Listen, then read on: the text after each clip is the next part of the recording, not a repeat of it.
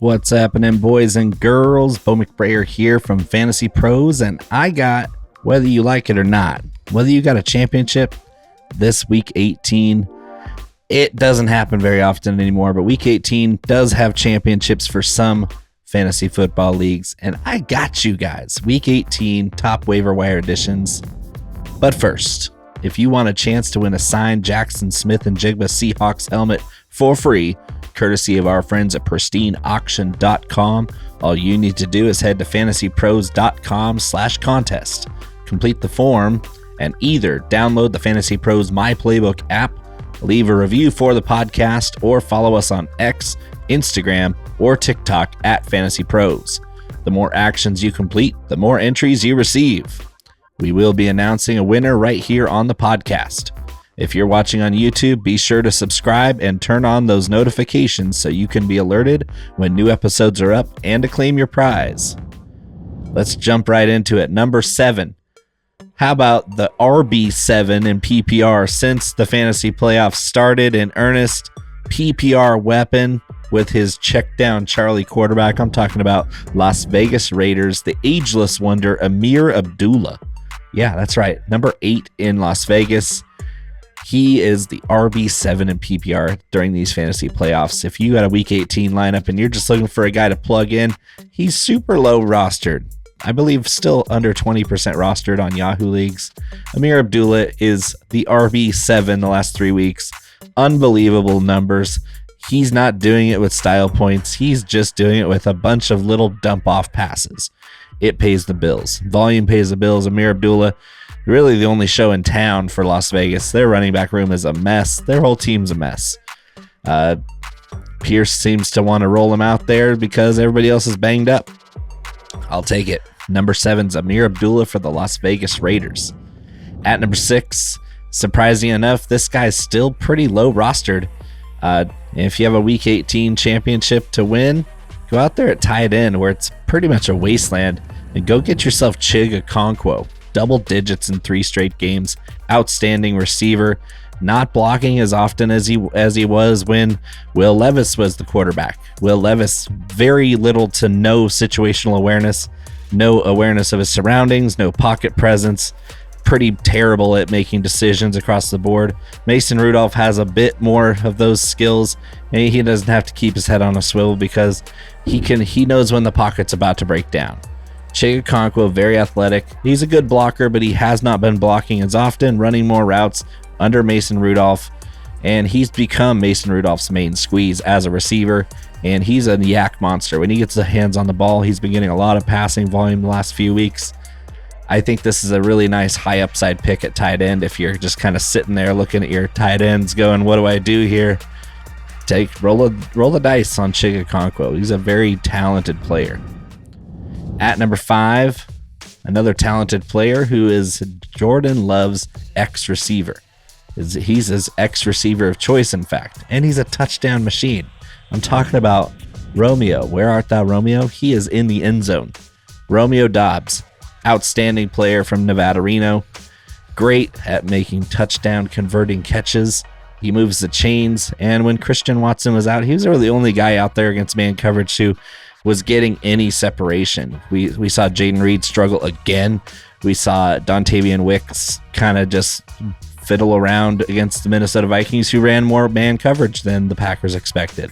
Well, Romeo Doubs still had himself a nice game, and even if Watson's back next week, I expect more of the same. Jordan Love simply trusts Romeo Doubs, and they score a lot of touchdowns when they do target Doubs more often. They almost came back and beat the Vikings in Minneapolis on Sunday.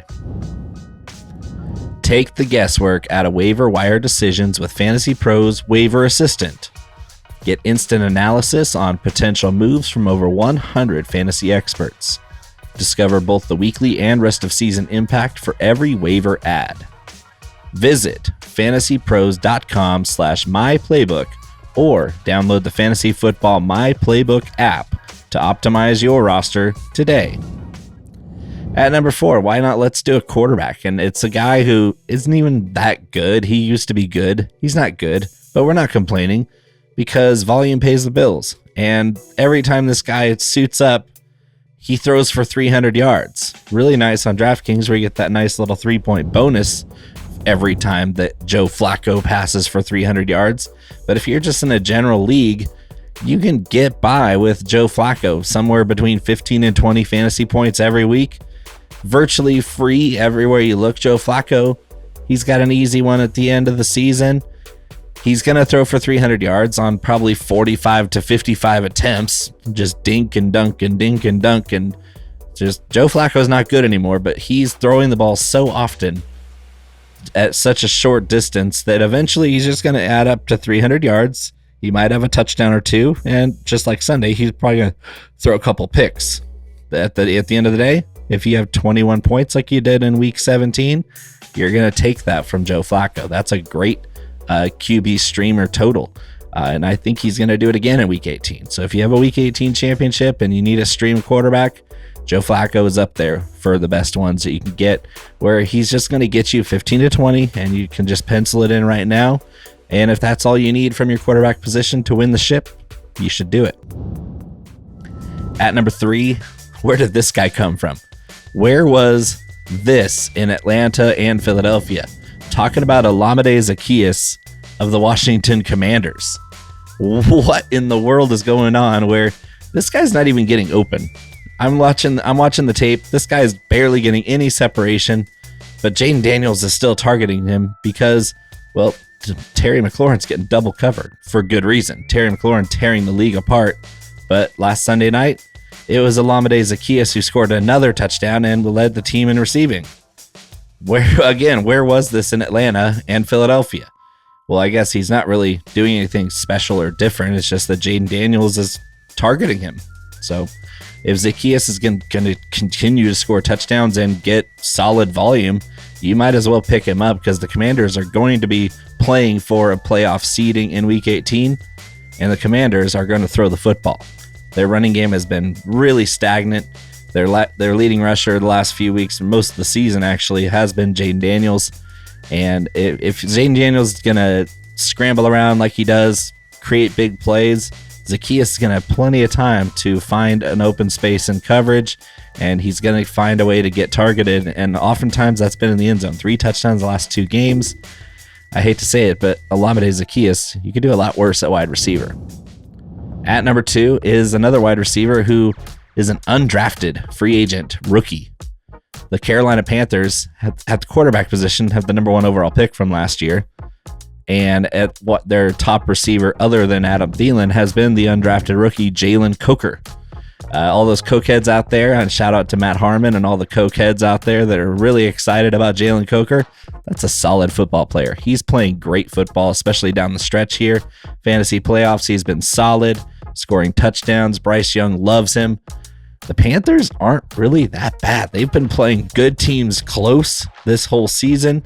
They've kind of hit their stride. Once they benched Bryce Young and brought him back, that kind of lit a fire under Bryce Young, and he's been dealing. He's been balling. Jalen Coker at number 2. Number 1 loves him. Doesn't matter if he's undrafted. And his favorite undrafted player of all time is Adam Thielen. And these undrafted wide receivers the Panthers have, they're balling out. And Jalen Coker is young and he's hungry. And the Panthers are already looking towards next year, but they're not so concerned about where they're going to be drafting because their future is pretty well designed. You can see the vision that this team has finally for their future. And Jalen Coker is certainly part of that. And at number 1, you might have guessed it, but it is number 1 overall from last year, the much maligned last year, Bryce Young. I'm telling you guys, I went through last year. It was a really tough year to be a very staunch Bryce Young supporter. I stand Bryce Young right out of the draft as the very clear top pick over CJ Stroud. Obviously, last season that looked like I had completely gone insane because as great as Stroud was, Bryce Young was awful last year. And I mean, so bad that we questioned everything we saw on his Alabama tape. And apparently he just needed to get benched for Andy Dalton, and he turned into the football savant that he is. He's at Atlanta. The Falcons have a very susceptible pass defense here in Week 18. Big upside for Bryce Young, who just scored another 21 fantasy points on Sunday. He's on freaking fire. Since he was benched and came back for Andy Dalton, he has been a man possessed. All those top pick traits that we put on him out of the draft, they're back. We're high on Bryce Young. We're a little bit tepid on CJ Stroud after his lackluster season here in 2024. They've kind of flip-flopped back to where we thought they would be last year. Bryce Young is the future. He's on the rise, and he's got guys like Jalen Coker who are going to be good for a long time. Bryce Young, football savant, big upside this week at Atlanta. If you're looking to win your fantasy championship in week 18, I'm sorry to say your league kind of stinks because no real respectable league plays in week 18, especially not for deciding the championship. But if you still are in one of those leagues and you found yourself fortunate enough to play the week 18, Bryce Young is the number one ad I'd be looking for on waivers, and you might as well pick up Jalen Coker to stack with him and go and win that ship, baby. All right, it has been a wonderful season here in 2024. Hope you went out and got some championships, or you're about to win some. We'll catch you next year. 2025, it's going to be really exciting. I'll see you then.